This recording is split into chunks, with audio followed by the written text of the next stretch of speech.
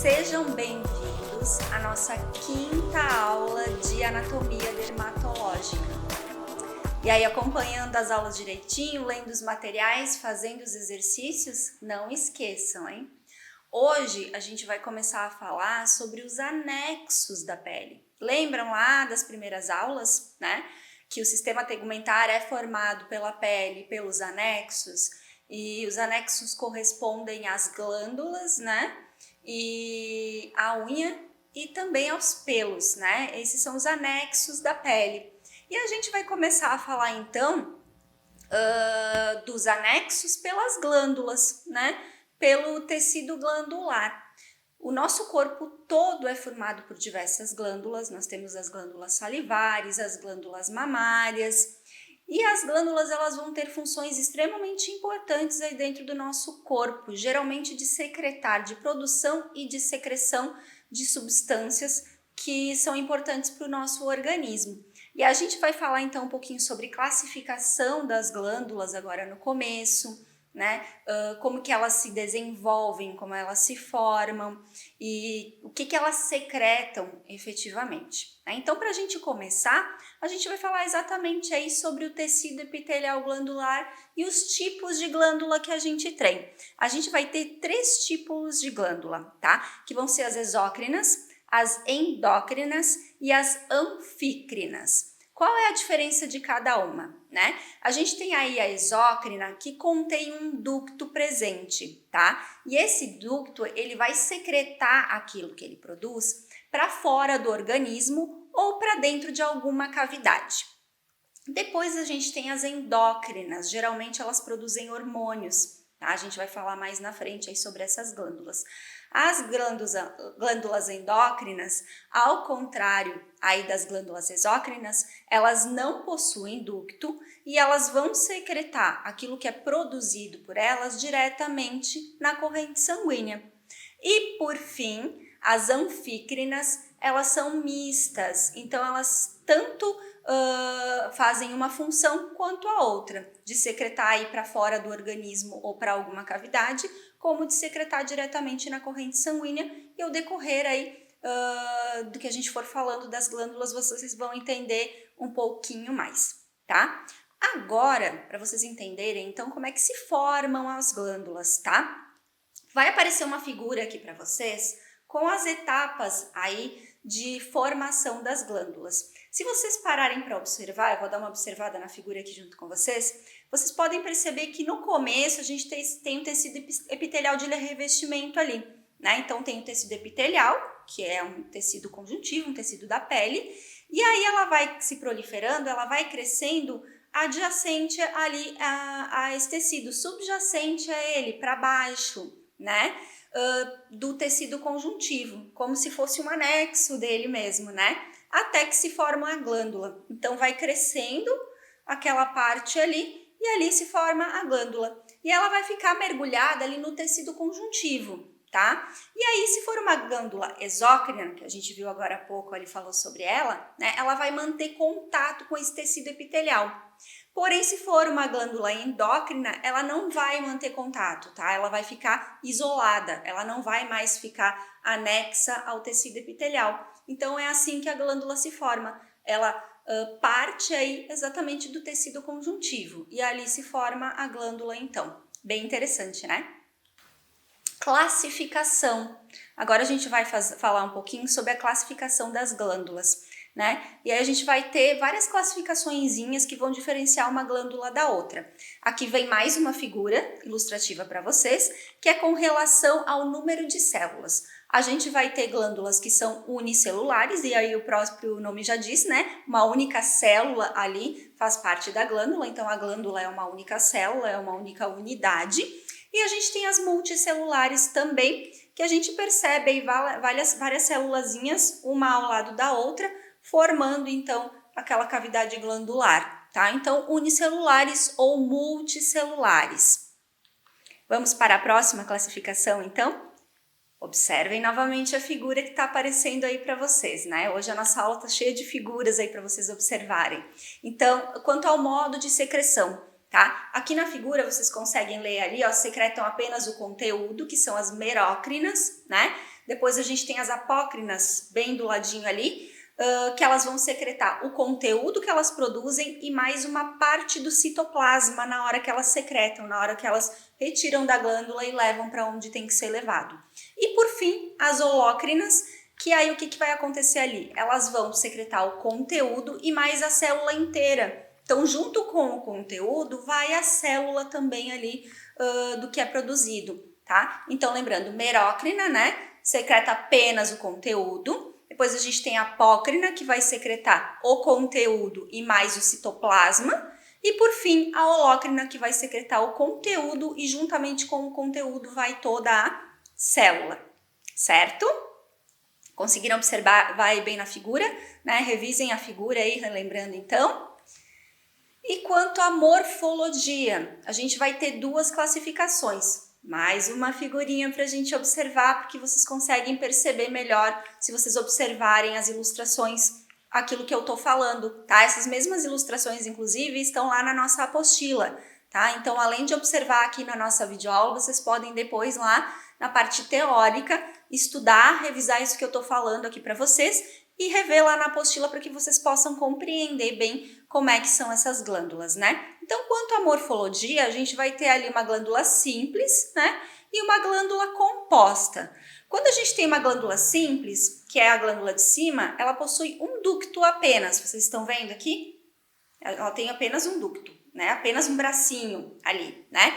A glândula composta, ela vai ter ductos ramificados. Então, vocês percebem que cada ducto aqui no nosso desenho tem três, como se fossem 3 dedinhos, cada um dos ductos? Então, aí a gente tem uma glândula composta, né?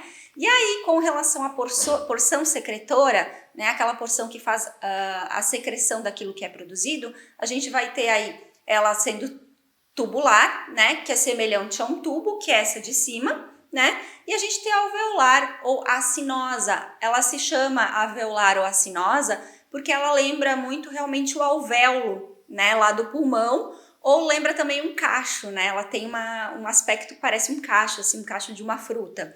E aí a gente tem a túbulo alveolar, que é quando ela possui as duas morfologias, tá? Então, se você olhar a figura de baixo, por exemplo, a gente vê que ela é túbulo alveolar, né? Ela é alveolar porque a gente percebe que ela se assemelha realmente ao alvéolo, né? Ou a um cacho, e ela também é tubular porque o final ali de cada tubo, ele tem várias ramificações ali. Então, a gente tem aí essa classificação da tubular em cima e a alveolar ou sinose e a túbulo alveolar aí que ela vai ter então essas duas representações, certo? Tudo ok até aqui? E aí a gente vai ver também a questão do tipo de secreção, né? Como assim? A gente vai ter glândulas que vão secretar um conteúdo mais viscoso, tá? Um conteúdo mais denso, né? Até eu ilustrei para vocês ali a clara do ovo como um exemplo da viscosidade que eu quero apresentar para vocês, né? Por que ela é mais viscosa? Porque ela vai ser muito rica em uma glicoproteína que é chamada de mucina. Então, se vocês olharem na ilustração ali, eu ilustrei com uma clara de ovo, mas muitas vezes quando a gente tem um resfriado, por exemplo, aquele líquido que sai pelas vias aéreas da gente, pelas vias nasais, até às vezes quando a gente tosse, a gente elimina um muco, né? A gente fala, tá saindo muco pela região da garganta, né? Esse muco que se forma quando a gente se resfria ou quando a gente pega uma gripe muito forte, esse muco é uma secreção mais viscosa que é produzido pelas nossas glândulas ali, né? Pelas glândulas salivares. E aí a gente tem uma secreção mais serosa, uma secreção mais aquosa também, que muitas vezes também sai pelas nossas vias aéreas durante um resfriado, né? A gente tem fases que sai um muco mais viscoso e tem fases que sai um líquido mais aquoso aí da nossa região nasal. Um exemplo também é realmente a saliva. A saliva é uma secreção que ela é mais líquida. A gente tem a lágrima aí também pelas glândulas lacrimais, que são um exemplo aí de líquido que ele é menos viscoso, ele é mais aquoso o aspecto dele, né? Então, dentro da classificação das glândulas, até aquilo que é secretado, né? A forma como aquilo que é secretado se apresenta, a gente vai ter uma classificação, então, de uma secreção mucosa ou uma secreção serosa aquosa. E aí é interessante porque a gente nem sempre para pensar muito, né, sobre a diferença das secreções, que isso é produzido por glândulas, né, que tem função, a gente estava falando aí, tudo nas glândulas tem função, né? E aí a gente vai falar agora de um tipo de glândula que é bem importante, que são as glândulas endócrinas, né? As nossas glândulas endócrinas, elas têm uma função extremamente importante porque é através dessas glândulas endócrinas que a gente vai secretar os hormônios que a gente tem no nosso corpo. O nosso corpo, né, tanto do corpo masculino quanto feminino, ele é secretor de diversos hormônios e esses hormônios eles têm várias funções dentro do nosso organismo, certo? Então tem desde função aí de regulação mesmo, de metabolismo, até questão reprodutiva, até questão do nosso desenvolvimento, do nosso crescimento, do nosso envelhecimento, né?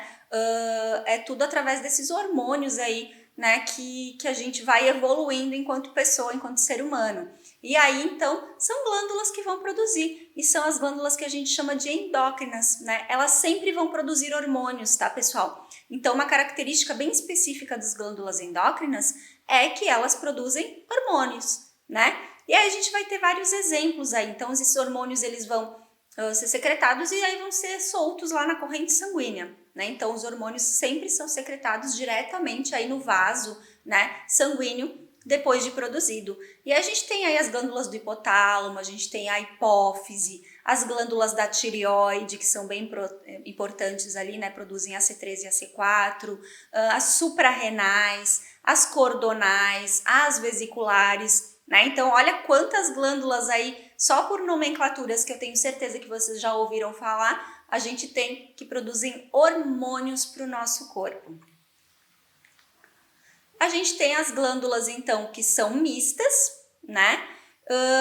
Que também é uma característica. A gente já falou um pouco das outras glândulas, agora a gente falou das glândulas endócrinas, né? A gente falou das exócrinas, a gente falou das endócrinas, que produzem hormônios, então. E agora a gente vai falar de glândulas que são mistas, ou seja, elas têm função endócrina, de produzir hormônios, e elas têm função exócrina também, de produzir outros tipos de substância. E aí um exemplo é o pâncreas, é o órgão do pâncreas, que a gente conhece como um órgão, e ele é um órgão, né? Ele é um órgão que inclusive produz novas hemácias, ele tem uma função importante aí na produção de hemácias do nosso corpo. O pâncreas, ele é também uma glândula produtora aí de algumas substâncias que são importantes, né? Dentro da função endócrina dela, aqui vejam a ilustração de novo, né? A gente tem ali as ilhotas de Langerhans, né? Que tem as células beta ali que produzem insulina. A gente tem as células alfa que vão produzir o glucagon, né? Que está dentro do processo ali de energia. E aí a gente tem a função exócrina também do pâncreas, que produz ali os ácidos pancreáticos e o suco pancreático. Olha que legal, né? Então, ácidos pancreáticos e sucos pancreáticos dentro da função exócrina. E dentro da função endócrina, então, aí, né? Insulina, glucagon e as ilhotas de Langerhans ali também, sintetizando substâncias. Então, bem legal, né? O pâncreas, então, ele é uma glândula mista. E aí, gostaram de saber um pouquinho mais sobre as glândulas? Legal, né? Daqui a pouquinho, então, a gente volta falando sobre glândulas sebáceas, tá bom? Aguardem que a gente vai falar sobre elas. Tchau, tchau!